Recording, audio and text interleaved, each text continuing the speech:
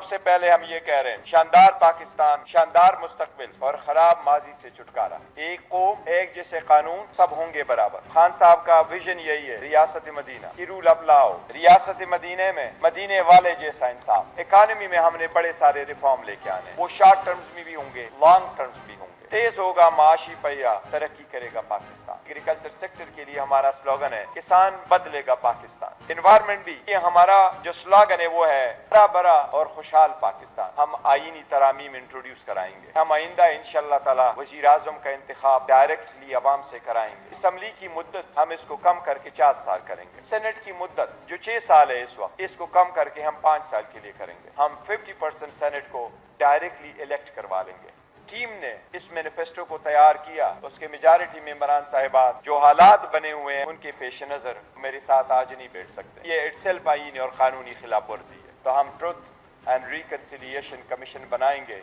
Candidate तो आजाद निशानात से लड़ रहे हैं, लेकिन हमारे उम्मीदवार आजाद नहीं है, वो अपने पार्टी से एफिलिएटेड है। इंशाअल्लाह ताला। वेलकम टू न्यूज वाइज, मैं हूं आरिफा नूर। आज प्रोग्राम में सबसे पहले हम बात करेंगे सियासत के हवाले से। इलेक्शंस में अब 10 दिन के करीब रह गए हैं और अब आहिस्ता आहिस्ता लगता है कि हमारी सियासी जमातों को भी यकीन होता चला जा रहा है कि इलेक्शंस होने वाले हैं। इसीलिए पिछले दिनों में न सिर्फ हमने देखा कि इलेक्शन की जो कैंपेनिंग है उसमें तेजी आई और जो सियासी जमातें हैं वो कैंपेन कर रही हैं, और जो 2 बड़ी जमातें हैं उन्होंने पिछले 2-3 दिनों में अपने जो मैनिफेस्टोज हैं वो भी फाइनली हमारे साथ शेयर किए। पहले पाकिस्तान मुस्लिम लीग नवाज और उसके बाद पाकिस्तान तहरीक इंसाफ, उनका भी जो मंशूर है वो सामने आया। जो चेयरमैन है बैरिस्टर गौहर, उन्होंने मीडिया के साथ ये शेयर किया। उसमें ऑब्वियसली बहुत तफसील में हम नहीं जाते, पर जो बहुत मोटी मोटी चीजें सियासत के हवाले से हैं उनको हम जरूर हाईलाइट करेंगे। उन्होंने कहा कि असेंबली की जो मुद्दत है वो 5 साल से 4 साल कर दी जाएगी। सेनेट की भी मुद्दत जो है उसको कम कर दिया जाएगा और 50% सीट्स जो सेनेट की हैं वो डायरेक्टली इलेक्टेड होंगी। इसके साथ साथ जमात ने यह भी कहा है कि जो वजीर आजम होंगे उनको भी डायरेक्टली इलेक्ट किया जाएगा। इसके अलावा अब उन्होंने ट्रूथ एंड रिकंसिलिएशन का भी जिक्र किया है, लैंड रिफॉर्म्स का, और जैसे कि हर जमात वादा करती है पढ़ाई के हवाले से, तालीम के हवाले से और जो एम्प्लॉयमेंट है उसके हवाले से भी गुफ्तगू की गई है। इन सारे मामलात पर बात करने के लिए और साथ में हम जिक्र करेंगे पाकिस्तान तहरीक इंसाफ की तरफ से रैलीज निकाली गई गुज़िश्ता दिन मुल्क भर में अपने चेयरमैन के कहने पर, साबिक चेयरमैन के कहने पर, जिसके बाद फिर हमने देखा कि पुलिस भी हरकत पे आई। इन सब मामलात पे गुफ्तगू करने के लिए आज हमारे साथ मौजूद है सेनेटर ऑन अब्बास बप्पी साहब, रहनुमाए Pakistan Tehreek Insaf. Welcome to the show sir. Ji senator साहब, सबसे पहले तो ये बताएं कि ये आप वजीर आजम के ओहदे के बारे में जो आपके मंशूर में कहा गया है, सर प्रेसिडेंशियल सिस्टम का हमें मालूम है, बानी चेयरमैन को बहुत शौक है, हमेशा वो जिक्र करते थे उसका। आप लोगों ने अब अपने मंशूर में भी उसकी तरफ एक कदम बढ़ा दिया, हम ये कहें? देखिए बीबी, मंशूर में अगर ये चीज डाली गई है तो बेसिकली अवाम के लिए डाली गई। अगर 8 फरवरी को इस मंशूर के मुताबिक पाकिस्तान तहरीक इंसाफ के हिमायत याफ्ता उम्मीदवारों को लोग वोट डालते हैं तो इसका मतलब उन्होंने पाकिस्तान तहरीक इंसाफ का मंशूर कबूल कर लिया। इसका मतलब ये कि जो अमेंडमेंट्स हमने कही हैं कि जी अगर असेंबली की मुद्दत 4 साल हो, सेनेट की मुद्दत 5 साल होनी चाहिए, प्राइम मिनिस्टर का इंतखाब डायरेक्ट होना चाहिए, तो अगर उस दिन शेर और तीर के अलावा 150 से ज्यादा लोग आजाद पाकिस्तान तहरीक इंसाफ के हिमायत याफ्ता जीत जाएं तो इसका मतलब लोगों ने हमारी मंशूर को एक्सेप्ट कर लिया और बाकी जमातों के मंशूर को रिजेक्ट कर दिया। मैंने बारहा कहा है कि देखिए ये इलेक्शन वो टाइम होता है कि जब आप लोगों के पास जाके कहते हैं कि ये मैं अगले 5 साल में करना चाह रहा हूं। सर मुझे आपकी इस किसी बात से इख्तिलाफ नहीं है, मैं तो ये समझने की कोशिश कर रही हूं कि जब आप कह रहे हैं कि वजीर आजम को डायरेक्टली इलेक्ट करेंगे तो बेसिकली आप पार्लियामेंट्री सिस्टम की तरफ की बजाय एक कदम जो है वो प्रेसिडेंशियल सिस्टम की तरफ बढ़ा रहे हैं। आप इससे इत्तेफाक करेंगे कि नहीं? नहीं, नॉट एट ऑल। मैं से देखिए बिल्कुल इस चीज से मैं मानता हूं कि ये प्रेसिडेंशियल फॉर्म ऑफ सिस्टम जरूर होगा, लेकिन अगर आप इसकी डायरेक्टली थोड़ा बारीक बीनी से जायजा ले तो इसमें बुराई वैसे है क्या? क्या पाकिस्तान की आवाम का इतने हम शऊर नहीं मानते कि वो अपनी मर्जी का वज़ीर आज़म इंतखाब करे? बजाय ये कि आपने पाकिस्तान में 270 बंदे इलेक्ट किए और ان 270 بندے سے آپ نے پہلے بلہ بھی لے لیا, پھر آپ نے ان کو مرضی کے انتخابی نشان الاٹ کر دیے, پھر آپ 9 فروری کو جا کے ان میں سے کچھ لوگوں کو اٹھائیں گے, اپنی مرضی کی جماعتوں میں پھینکیں گے, اور اس میں سے ایک ایسے شخص کو اٹھا کے لے آئیں گے جو لوگوں کی منشا کے عین مطابق شاید نہ ہو. تو اس میں ویسے برائی نظر کیا آتی ہے؟ اور اگر 8 فروری کو ہمارے منشور پہ لوگ کہتے ہیں کہ ٹھیک ہے جی خان صاحب کا منشور ٹھیک ہے, نہیں سر, میں آپ سے ابھی تو صرف سمجھنے کی کوشش کر رہی ہوں. دیکھیں غلط صحیح جیسے آپ نے خود کا, یہ تو فیصلہ لوگ کریں گے. پرائم منسٹر کو آپ ڈائریکٹلی الیکٹ کر رہے ہیں, وہ اپنی کیبنٹ بھی آدھی کے قریب جو ہے اسپیشلسٹ اس میں شامل کریں گے, اور کچھ لوگ وہ پارلیمنٹ سے بھی لیں گے. تو سر سوال صرف یہ ہے کہ پارلیمنٹری سسٹم میں تو دیکھیں, کیونکہ پارلیمنٹ جو ہے وہ پرائم منسٹر کو الیکٹ کرتی ہے, تو تھیوری میں اس کی لاجک یہ ہوتی ہے کہ پرائم منسٹر کی اکاؤنٹیبلٹی پارلیمنٹ کرے گی جو لوگوں کی مرضی سے بنی ہوئی ہے. جب آپ اس پارلیمنٹ میں سے پرائم منسٹر کو نکال دیتے ہیں تو آپ بیسیکلی کہہ رہے ہیں کہ ایگزیکٹو جو ہے وہ بالکل الگ ہو گئی ہے, لیجسلیٹو برانچ الگ ہے اور ایگزیکٹو برانچ الگ ہے, جیسے کہ ہم دیکھتے ہیں امریکہ میں. میں صرف آپ سے سمجھنے کی کوشش کر رہی ہوں کہ is this what the P T I wants? Exactly, this is what we want. اور اس کی وجہ بتاؤں. آپ نے کہا جی تو اسپیشل اسسٹنٹ جو ہے نا وہ اپنی مرضی کی کیبنٹ, تو کیا اس وقت جو پرائم منسٹر ہے وہ اپنی مرضی کے special assistant to the prime minister نہیں لگا رہے؟ وہ ابھی بھی لگا رہے, اور اس میں اجازت ہے کہ آپ 5 کے قریب فیڈرل منسٹرز اور جتنے ایس اے پی ایمز لگانے جائیں. دا پوائنٹ ریمینز کہ اس وقت جو اسمبلی ہے اس کا کام ہوتا ہے لیجسلیشن کا. ہماری اسمبلیز میں کیا ہے, آپ نے ڈیولپمنٹ فنڈز کے لیے اسمبلیز کو رکھ دیا ہے, اور پھر آپ اس کو ہارس ٹریڈنگ کے لیے استعمال کرتے ہیں. ہماری حکومت کے ساتھ کیا ہوا تھا, ایک الیکٹڈ پرائم منسٹر کو آپ نے راتوں رات اچانک تمام الائز کو اڑا کے پرے پھینک دیا, اور جو سب سے بڑی جماعت تھی ہمارے پاس, آپ کو یاد ہوگا 150 سیٹیں تھی, 172 کی یعنی کہ سر آپ نے یہ چیز منشور میں اس لیے رکھی ہے کیونکہ آپ کے خیال میں جو ایک ڈائریکٹلی الیکٹڈ پرائم منسٹر ہوگا اس کو پارلیمنٹ جو ہے وہ نمبرز اوپر نیچے کر کے نکال نہیں سکے گی from power. Is that the objective? اس پہ دیکھیں بات سنیں, آئین بیسیکلی کوئی ایسی چیز تو نہیں ہے کہ جو نعوذ باللہ کو خدا کی طرف سے, یہ پاکستان میں 1970 کا. نہیں سر, میں تو صرف ابھی سمجھنے کی کوشش کر رہی ہوں نا. نہیں سر, اس کے اندر دیکھیں جو ایک, اگر آپ سر اجازت دیں, اس کا ایک دوسرا بھی حصہ ہے نا, جو پارلیمنٹری سسٹم ہوتا ہے اس کے اندر جو کیبنٹ ہوتی ہے, کیونکہ وہ کیبنٹ جو ہے وہ پارلیمنٹ سے آتی ہے, تو اس کا مقصد یہ ہوتا ہے کہ اس کی کلیکٹیو رسپانسبلٹی ہوگی. مگر جب آپ کے پرائم منسٹر ڈائریکٹلی الیکٹ ہوں گے اور ان کی آدھی کیبنٹ جو ہوگی وہ بھی وہ مطلب کہ obviously پارلیمنٹ کے علاوہ بھی لوگ کر سکیں گے, تو کیا پھر آپ کے خیال میں یہ کلیکٹیو رسپانسبلٹی کا آئیڈیا یا کیبنٹ کا جو رول ہے اس کو بھی آپ کو یا تو آپ آگے جاتے پراپر ایک پریزیڈینشل سسٹم کرتے اور اس کا بھی ذکر کرتے کہ کیبنٹ کی جو ایک کلیکٹیو رسپانسبلٹی کا کانسیپٹ ہے اس کو بھی آپ پھر تبدیل کر دیں جو پریزیڈینشل ہے؟ میں آپ کو ایک عرض کروں, پہلی بات تو یہ کہ جو ہم نے منشور دیا وہ بہت مطلب ایک بہت کوئی زیادہ ڈیٹیلز ہم آپ کو بتا نہیں سکے, لیکن یہ کوئی نیٹی گریٹیز میں جانے والی بات نہیں ہے.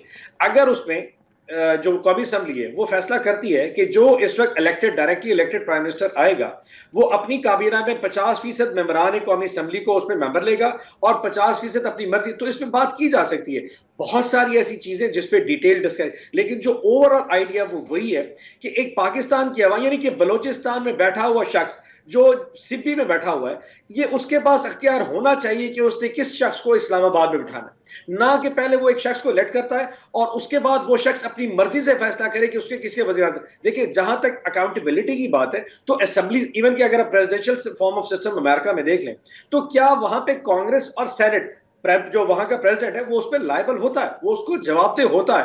ہمارا پوائنٹ یہ ہے کیونکہ پاکستان میں ہارس ٹریڈنگ اور یہ ممبران قومی اسمبلی کا جو کانسیپٹ ہے سر, سینیٹر صاحب ویری کوئکلی, جو اگر ہم امریکہ کے سسٹم کو ہی دیکھیں تو وہاں تو کیبنٹ کی ایک ایک پوسٹ کی جو کنفرمیشن ہوتی ہے وہ لیجسلیچر کرتا ہے, چاہے وہ کہاں سے بھی آئیں, صدر ہی ان کو لگاتے ہیں, بٹ وہاں تو امبیسڈرز تک جو ہیں کئی دفعے ان کی جو کنفرمیشن ہو رہی ہوتی ہے وہ پارلیمنٹ یعنی کہ لیجسلیچر کے تھرو ہو رہی ہوتی ہے. تو میرا پوائنٹ یہ تھی یہ پاکستان میں کام کیوں نہیں کر سکتا. اگلی بات یہ آپ یہ بتائیں کہ جو ہمارے ممبران قومی اسمبلی یا صوبائی اسمبلی ہے, کبھی آپ نے ان میں سے ابھی شاید آپ نے پچھلی وہ رپورٹ نہیں پڑھی جو قومی اسمبلی کا آئی ہے, 90% ہمارے ممبران قومی اسمبلی اور صوبائی اسمبلی نے شاید ایک دفعہ کوئی ایک قانون بھی پیش نہیں کیا. یعنی ان کی مین ریسپانسبلٹی ہے کہ وہ قانون ساز اسمبلی میں جا کے قانون سازی کریں, اور 90% لوگ جو ہیں انہوں نے وہاں پہ کوئی ایک تقریر بھی نہیں کی. ان کا مین جو کام یہاں ہے تو پھر دیکھیں پاکستان تحریک انصاف کا قصور ہے. آپ لوگوں نے کمٹمنٹ کی تھی کہ آپ لوکل گورنمنٹس بنائیں گے, اور آپ خود اپنے ہی اتحادیوں کی وجہ سے اور اپنے پارلیمنٹیرینز کی وجہ سے پیچھے ہٹے. آپ کو یاد ہے جب ہم اس وقت بلدیاتی انتخابات کرانے کے لیے جا رہے تھے تو اس وقت کی اپوزیشن نے کہا تھا کہ جو بلدیاتی انتخابات کا سسٹم پاکستان میں موجود ہے یہ فرسودہ ہو گیا. ہم نئے بلدیاتی انتخاب کے والے سے سسٹم لے کے گئے تھے, وہ اپوزیشن ریجیکٹ کر دیا. سو اس جگہ پہ ہماری گورنمنٹ اور اپوزیشن کے درمیان ایک بہت بڑا گیپ تھا کہ ہم کسی ایک یونیفارم سسٹم میں بلدیاتی انتخابات پہ پہنچ نہیں سکے تھے. پوائنٹ یہ تھا ہم بہت سارے کام کرنا چاہتے تھے, لیکن اگر اس وقت تحریک انصاف منشوری لے کے عوام کے پاس جاتی ہے, اور اگر ہمارے پاس انشاءاللہ, مجھے اللہ سے پوری امید ہے, ہم 160 سے 70 آزاد امیدواران جو ابھی تو آپ لوگوں کی تو آپ لوگوں نے کل ریلیز نکالی, ان ریلیز کا جو حشر ہوا اس کے بعد کہاں آپ نے الیکشن جیتنا ہے, کیا باتیں کریں آپ. پچھلے 1.5 مہینے میں جو ہمارے امیدواران کے ساتھ ہوا, پہلے ان کے نامینیشن پیپر ریجیکٹ ہوئے, پھر اس کے بعد ہمیں ریلی سے روکا گیا, پھر ہمیں کارنر میٹنگ سے اور جلسوں کی اجازت روکی گئی, پھر ان پہ FIR درج کی گئی. اب کل جس طریقے سے اتنی ریلیز نہیں تھی جتنی پنجاب پولیس اور کراچی میں پولیس نکل کے آ گئی, اب اس پہ کیا کہا جائے. یقین جانیے مجھے تو ایسے لگتا ہے کہ پاکستان میں انتخاب ایک بہت ہی فرسودہ نظام ہے. انتخاب کی آپ کو ضرورت ہی نہیں ہے. آپ ایک آرڈر میسج کریں سو موٹو کہ میاں نواز شریف اس وقت آیا, تم وزیر اعظم, تمہارے بعد مریم, مریم کے بعد مریم کی اولاد, اور پھر ختم. الیکشن کرانے کی ڈھکوسنے کی ضرورت ہی نہیں ہے. یعنی کہ پاکستان میں اس وقت الیکشن کا ماحول ہے. آپ نے دفعہ 144 کوئٹہ میں لگا دیے 15 دن کے لیے کہ 8 فروری تک وہاں پہ جلسہ نہیں ہو سکتا. اسلام آباد میں کوئی تو پھر آپ لوگ ہیو یو ایکسپٹڈ کہ آپ لوگ الیکشن ہار جائیں گے؟ نہیں, میں نے آپ کو کہا انشاءاللہ اس کے باوجود ہر وہ شخص جو شیر اور تیر کے علاوہ پاکستان میں آزاد کسی سمبل پہ جیتے گا وہ عمران خان کا حمایت یافتہ ہے. اور مجھے اللہ سے پوری امید ہے 172 سے زیادہ لوگ پاکستان میں ایسے ہیں جو 8 فروری کی شام کو جیتیں گے, جس کے بارے میں پریشان ہوں کہ 9 فروری کی صبح ان کے ساتھ کیا ہوگا. اس وقت پاکستان میں جو بہت شکریہ سر, آپ نے ہمارے لیے وقت نکالا. ناظرین یہاں چھوٹا سا بریک, جب ہم بریک سے واپس آئیں گے تو ہم بات کریں گے سپریم کورٹ کے حوالے سے جو بہت سے صحافیوں کو نوٹسز بھیجے گئے تھے FIA کی طرف سے, وہ سپریم کورٹ نے نوٹس لیا تھا اس معاملے کا. اسٹے ود اس.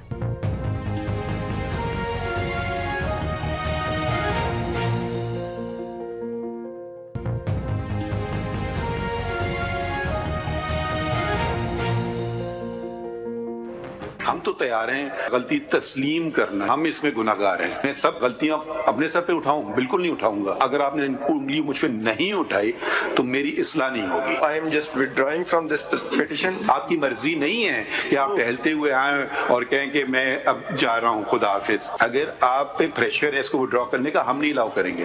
ناظرین پروگرام کے اس حصے میں ہم ذکر کریں گے سپریم کورٹ کے حوالے سے. گزشتہ دنوں میں بہت سے صحافیوں کو FIA کی طرف سے نوٹسز آئے تھے. حکومت نے ایک انویسٹیگیشن شروع کی تھی, اس کا چیف جسٹس صاحب نے نوٹس لیا تھا, اور آج اسی حوالے سے انہوں نے پروسیڈنگز بھی کی کورٹ روم نمبر 1 میں. وہاں بہت کلیئرلی کہا چیف جسٹس صاحب نے, انہوں نے کہا کہ انہوں نے کبھی کسی کو تنقید سے روکنے کی کوشش نہیں کی. آزادی صحافت میں بھی وہ یقین رکھتے ہیں. انہوں نے کہا میرا مذاق بھی اڑائیں, مجھے کوئی فکر نہیں ہے. عدلیہ کا مذاق اڑائیں گے تو ملک کا نقصان ہوگا. اس کے بعد انہوں نے صحافیوں سے یہ کہا کہ وہ FIA کے سربراہ سے ملیں اور بات چیت کریں, اور اس کے بعد انہوں نے ٹیوزڈے تک جو پروسیڈنگز ہیں ان کو مؤخر کر دیا. سارے معاملے پہ گفتگو کرنے کے لیے آج ہمارے ساتھ مریم نواز خان صاحبہ, رپورٹر ہیں, سپریم کورٹ کو کور کرتی ہیں. ویلکم ٹو دی شو مریم صاحبہ. جی بتائیے کیا ہوا آج کورٹ میں؟ جی یہ بیسکلی تو وہ سوموٹو تھا جو 2021 میں چیف جسٹس قاضی فیضیسہ تب سینئر جج تھے, اور انہوں نے لیا تھا. اور تب بھی کچھ صحافیوں کو FIA کی جانب سے اسی طرح سے نوٹسز آئے تھے, اور ان صحافیوں میں عمران شفقت, عامر میر وغیرہ شامل تھے. ان صحافیوں سے متعلق سپریم کورٹ کی پریس ایسوسی ایشن اور اس کے عہدیداروں نے جا کے کورٹ روم میں عدالت کے سامنے پیٹیشن رکھی تھی. تب چیف جسٹس قاضی فیضیسہ سینئر جج تھے, انہوں نے سو موٹو لیا تھا. لیکن پھر سو موٹو لینے کے بعد تب چیف جسٹس کے اختیارات کا معاملہ اٹھا, وہ سیٹل ہوا. پھر ایک ڈیفرنٹ بینچ کے اندر پٹیشن چلی گئی جو کہ جسٹس جاز الاحسن کا بینچ تھا, اور پھر انہی صحافیوں نے جنہوں نے وہ پٹیشن دائر کی تھی تب اس کی پیروی سے انکار کر دیا تھا. لیکن اب جب دوبارہ سے یہ سلسلہ اٹھا اور FIA نے کچھ فہرستیں تیار کی مختلف صحافیوں کو جن میں کورٹ رپورٹرز کی ایک بڑی تعداد شامل ہے، ان کو نوٹسز جاری کیے، تو اس معاملے کو دوبارہ سے پریس ایسوسی ایشن کے جو ہائی کورٹ اور سپریم کورٹ کی پریس ایسوسیشنز ہیں ان کے عہدیداروں نے جا کے چیف جسٹس کے سامنے ٹیک اپ کیا، اور ہفتے کے روز پھر سپریم کورٹ نے دوبارہ سے نوٹسز جاری کیے اور یہ کہا کہ جو پرانا سوموٹو کیس ہے اسی کے ساتھ اب اس معاملے کو سنا جائے گا، کیونکہ جو پہلے جو معاملہ تھا اور جو اب معاملہ ہے اس کے جو مندرجات ہیں وہ سیم ہی ہیں، یعنی تب بھی FIA کی جانب سے نوٹسز آ رہے تھے اور اب بھی FIA کی جانب سے نوٹسز آ رہے ہیں، اور تب کچھ مختلف صحافی تھے اور اب کچھ مختلف صحافی ہیں۔ تو اس معاملے کو آج جب عدالت نے ٹیک اپ کیا تو انہوں نے بات پرانے والے سوموٹو سے ہی شروع کی اور پھر یہ پوچھا کہ جن جن صحافیوں کے اوپر 2021 اور 2022 والے عرصے کے اندر تشدد یا انکوائریاں ہوئی تھیں، کیا ان کے خلاف کوئی ابھی تک کارروائی ہوئی؟ تو اس پر جواب منفی میں آیا اور پھر عدالت نے حکم دیا کہ جو پہلے بھی تشدد کا سامنا کرتے رہے ہیں صحافی، ان کے خلاف اب تک کی جو کارروائی ہے اس سے عدالت کو مطلع کیا جائے۔ 2 ہفتے کا وقت دیا گیا اٹارنی جنرل کو، لیکن ساتھ ہی جو ابھی موجودہ معاملہ ہے اس میں چیف جسٹس قاضی فائز عیسیٰ نے یہ کہا کہ وہ تنقید کو ویلکم کرتے ہیں، ان کے اوپر ضرور تنقید کریں لیکن ادارے کے اوپر تنقید نہ کریں، کیونکہ دنیا میں ادارے کی جو ریپوٹیشن ہے وہ خراب ہوتی ہے۔ اس کے علاوہ جو بینچ کے دیگر ججز تھے جن میں جسٹس محمد علی مظہر اور جسٹس مسرت ہلالی شامل ہیں، انہوں نے بھی اپنے اپنے گریونسز سے ایک طرح آگاہ کیا، اور جسٹس محمد علی مظہر نے یوٹیوب کے اوپر اور جو سوشل میڈیا کی ریگولیشنز ہیں ان پر سوالات کیے۔ یہ بھی کہا کہ جو یوٹیوب پر ویلاگنگ کرتے ہیں اس کے تھمبنیلز میں کچھ اور ہوتا ہے اور اندر جو ویلاگ کے اندر کنٹینٹ ہوتا ہے وہ ٹوٹلی کچھ اور ہوتا ہے۔ جسٹس مسرت ہلالی نے یہ یعنی کہا کہ مریم صاحبہ ججز کافی کلوزلی فالو کر رہے ہیں یوٹیوب پہ جو کامنٹری ہوتی ہے۔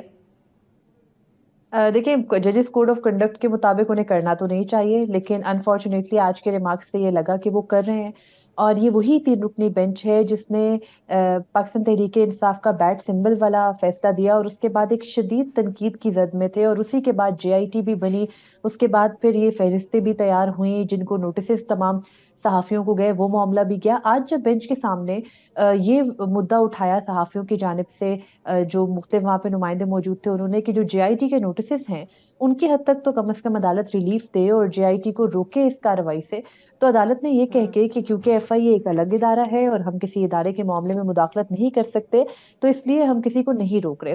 تو ایک طرح عدالت سے جو ریلیف شاید صحافی ہفتے کے روز ایکسپیکٹ کر رہے تھے کہ ان کو فوری طور پر مل جائے گا وہ تو نہیں ملا، لیکن پرانے معاملات کے اوپر عدالت نے ضرور جوابات مانگے، اور ابھی نئے معاملات کے اوپر آج اٹارنی جنرل سے صحافیوں کو ملاقات کرنے کا کہا گیا تھا۔ یہ کہا گیا تھا کہ اپنے معاملات ان کے سامنے رکھیں، اور ساتھ ہی یہ بھی صحیح واضح مریم کیا صاحبہ گیا ویری کہ کوئکلی یہ اگر بتائیے گا، تو جب یہ obviously FIA کے نوٹسز آئے تھے سامنے تو بہت سے لوگوں کا یہ بھی خیال تھا کہ ان میں سے کچھ ٹویٹس تو بالکل ہی ایسی نہیں ہیں جن کو آپ کہہ سکتے ہیں کہ وہ تنقید ہے، تو اب یہ فیصلہ بھی کہ وہ تنقید ہے اور نہیں ہے اور جائز تنقید کیا ہے یہ سب فیصلہ FIA کرے گی؟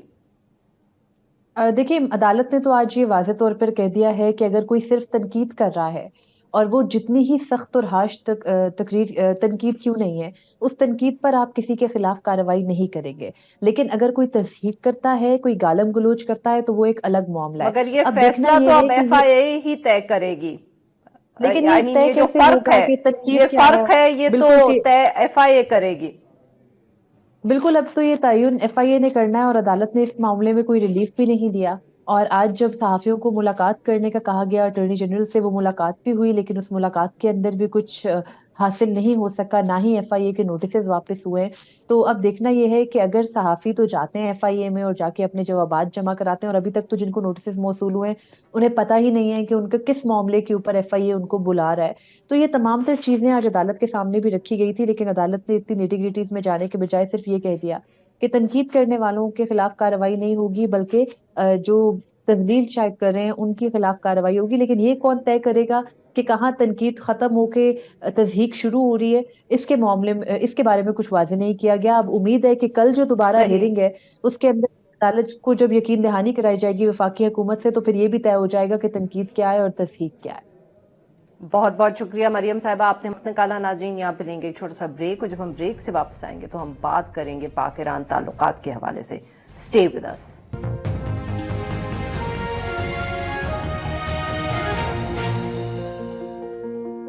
वेलकम बैक नाज़रीन। प्रोग्राम के इस हिस्से में हम जिक्र करेंगे पाक ईरान ताल्लुकात का। कशीदगी देखी हमने पाकिस्तान और ईरान के दरमियान, जब अटैक्स हुए, पहले ईरान की तरफ से पाकिस्तान पर हुआ, फिर उसका जवाब पाकिस्तान ने दिया, मगर फिर दोनों ममालिक ने बहुत तेज़ी से सिफारती जो ताल्लुकात हैं उनको बेहतर किया। और जिस दिन हमारे जो सफ़ीर थे वो वापस गए अपनी पोस्टिंग्स पे, तो उसी दिन 24 घंटे के दौरान खबर आई कि फिर पाकिस्तान के 9 जो शहरी थे ईरान में, उनको नामालूम अफराद ने कत्ल कर दिया है। इसी हवाले से आज जो इरानियन फॉरेन मिनिस्टर हैं उनका पाकिस्तान का दौरा हुआ है, उनकी फॉरेन मिनिस्टर से भी मुलाकात हुई है। अभी थोड़ी देर पहले इत्ला आई है कि वो chief of army staff Asim Munir साहब से भी मिले हैं। प्रेस कॉन्फ्रेंस भी फॉरेन मिनिस्टर के साथ मुश्तरका हुई। मुज़ाकरात इस सारे मामले के हवाले से किए गए हैं। इस पे बात करने के लिए आज हमारे साथ मौजूद हैं जाहिद हुसैन साहब, सीनियर तज्ञ हैं, बहुत गहरी नजर रखते हैं पाकिस्तान की फॉरेन पॉलिसी पे। Welcome to the show sir. जी जाहिद साहब, कैसे देख रहे हैं आप जो आज वजीर खारजा है ईरान के, उनका दौरा था पाकिस्तान का? देखिए, ये अच्छी डेवलपमेंट है और इससे साफ जाहिर होता है कि जो कुछ वाक़यात हुए थे, ईरान ने यहाँ पे जो रॉकेट पे अटैक किया था, यहाँ पे कुछ पाकिस्तानियों को जो है निशाना ही बनाया था, और उसके बाद में पाकिस्तान ने भी उसकी जवाब दी। लेकिन देखिए, ये दोनों मुल्क के मफाद में नहीं था कि ये इस कशीदगी को ज़्यादा आगे बढ़ते। अभी तक बात समझ में नहीं आई कि ईरान की तरफ से क्यों इस किस्म की कार्रवाई की गई अनप्रोवोक्ड, और ये हालात भी ऐसे नहीं थे जहां ईरान के लिए ख़ास तौर पे कि जहां पे वो एक और फ्रंट खोल ले। और मैं समझता हूं कि मैं खाली वहाँ पे रियलाइज़ हुआ है ईरान में भी कि ये जो है कोई मतलब जिस किस्म की कार्रवाई है वो नहीं होनी चाहिए थी। पाकिस्तान ने जवाब दिया था उसका, और उसके बाद इनको एक और भी एहसास हुआ कि इस किस्म की कार्रवाइयाँ होती हैं आइंदा चल के, तो वो जो है उसका जवाब भी दिया जाएगा। लेकिन असल मसला जो अभी भी आता है ईरान की जो पाकिस्तान के दरमियान, एक जो मैं नहीं कहूँगा कशीदगी की, लेकिन इख्तलाफात की एक बुनियाद तो मौजूद है।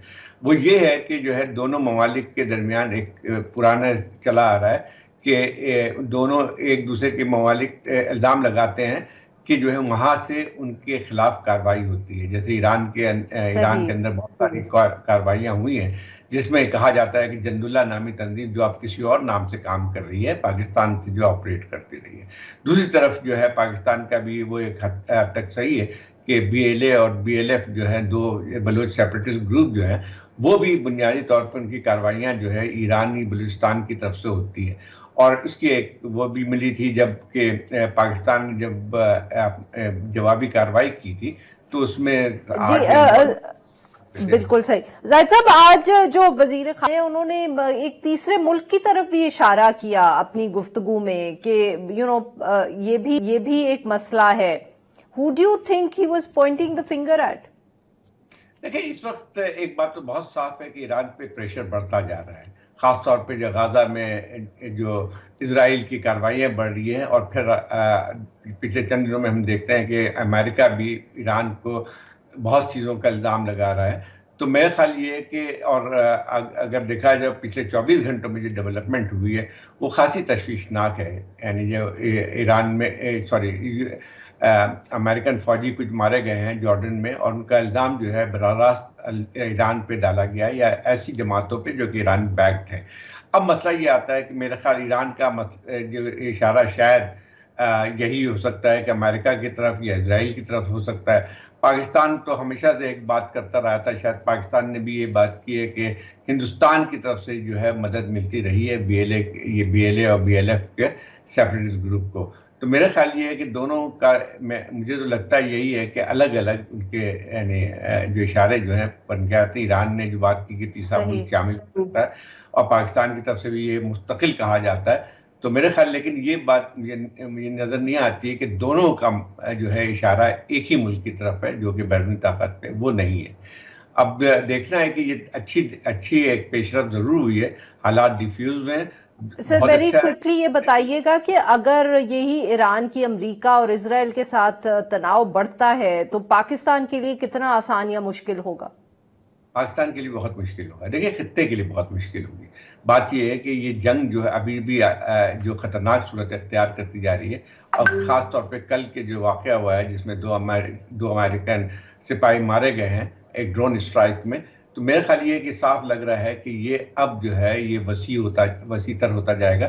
آلریڈی ہم دیکھتے ہیں کہ کچھ صرف اور غازہ کا جو حملہ ہوا تھا اس میں نہ صرف یہ دو فریق ہیں, بلکہ اب لگتا ہے یہ کہ جیسے حوثی کی طرف سے کارروائی ہو رہی ہے, یمن کی طرف سے ہو رہی ہے, اسی طرح سے امریکہ نے بھی 2-3 کارروائیاں کی ہیں اس خطے میں.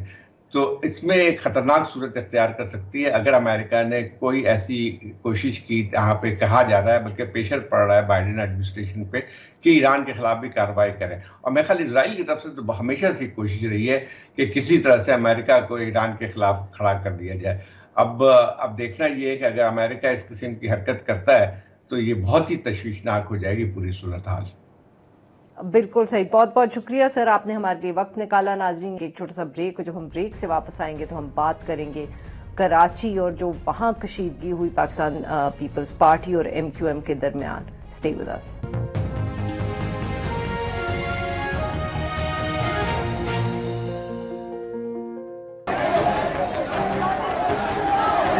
ریاست میرے نیت ساتھیوں کو اس پیپلز پارٹی کے دہشت گردوں سے نہیں بچا سکتی. ہمیں اجازت ہے, پھر یہ مرنا ہمارے لیے مسئلہ نہیں ہے. جیسے جیسے الیکشنز قریب آ رہے ہیں اور پولیٹیکل پارٹیز کی جو کیمپیننگ ہے وہ بڑھ رہی ہے, تو پھر خدشات ہمیشہ رہتے ہیں کہ کچھ واقعات بھی ہو سکتے ہیں ایسے جس میں تصادم ہو. اور اسی طرح کا ایک واقعہ گزشتہ رات کراچی میں پیش آیا.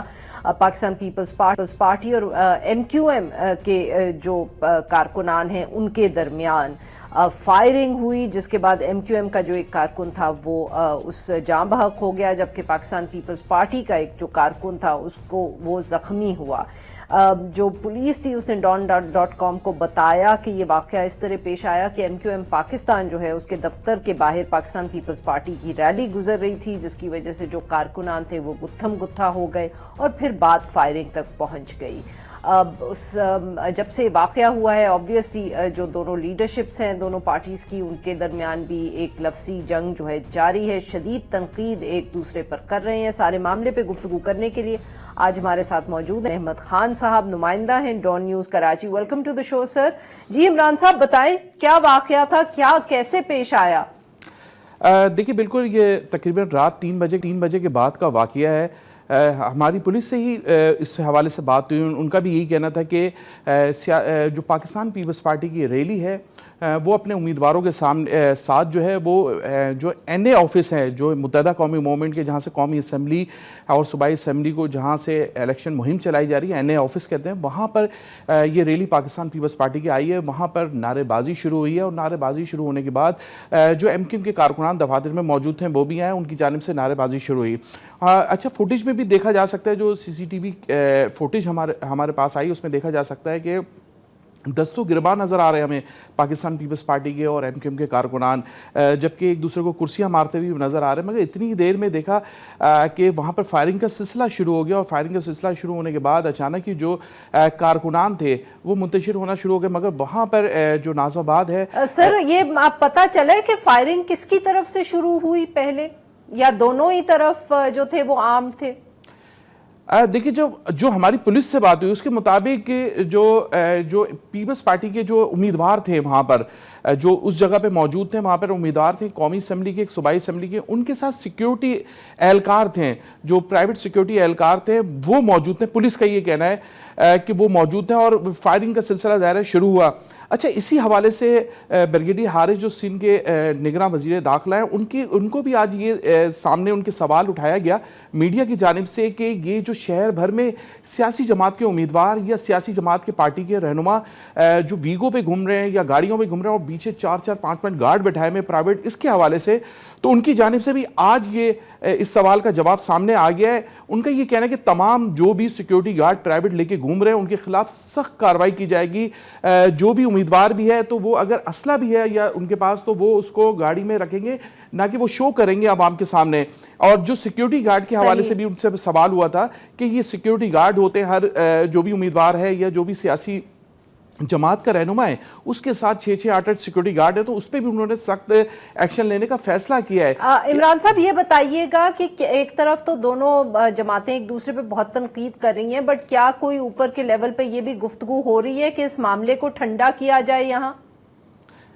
देखिए बिल्कुल, अभी अगर हम अभी की मौजूदा इस टाइम की बात करें तो अभी भी जो नाज़िमाबाद थाना है, गुलबहार के बिल्कुल करीब नाज़िमाबाद का इलाका रखता है, वहाँ पर एक थाना है, वहाँ पर एमक्यूएम की क़यादत भी मौजूद है, पाकिस्तान पीपल्स पार्टी की क़यादत भी वहाँ पर मौजूद है, जबकि एमक्यूएम की जानिब से दरख्वास्त दी गई है कि ये जो FIR है वहाँ पर जो मौजूद जो पीपल्स पार्टी के कारकुनान और ख़ास तौर पर वहाँ पर जो कौमी असम्बली और सूबाई असम्बली के उम्मीदवार भी है, उनके खिलाफ ये जो कत्ल की FIR है वो दर्ज की जाए।